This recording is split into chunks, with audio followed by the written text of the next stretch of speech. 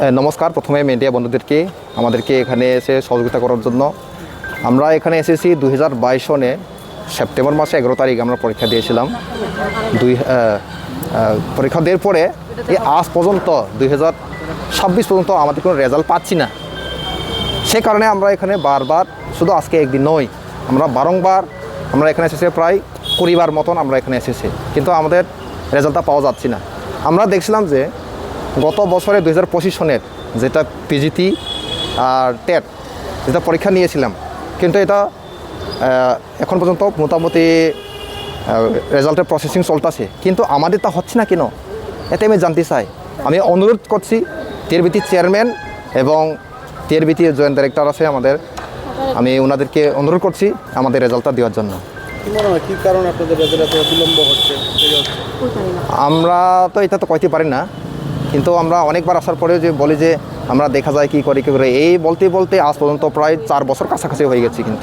কিন্তু আমরা 2022 সনে যে পরীক্ষাটা দিয়ে আমরা এমন কি দোষ করেছি যে আজ পর্যন্ত আমরা রেজাল্ট পেতে হচ্ছে না। আমরা চেয়ারম্যান স্যার এবং ডাইরেক্টর স্যারের কাছে আমরা পায়ের নিচে অনুরোধ করে বলছি, আমাদেরকে দেখেন, আমাদেরকে চোখের নজর দেন। আমরা ভুক্তি হচ্ছে এখন আজ পর্যন্ত অনেক দিন ধরে। মুখ্যমন্ত্রীর উদ্দেশ্যে কোনো বার্তা থাকবে? মুখ্যমন্ত্রীর উদ্দেশ্যে আমি রাজ্যের মাননীয় মুখ্যমন্ত্রী প্রফেসর ডক্টর মানিক স্যারকে আমি অনুরোধ করছি, আমি পায়ের নিচে তলে আমি থাকি, আমি অনুরোধ করছি আমাদেরকে দেখেন। আমরা শুধু আজকে নয়, অনেকবার আমরা এখানে এসেছি রেজাল্টটা দেওয়ার জন্য, কিন্তু মুখ্যমন্ত্রী আমাদেরকে বলছে যে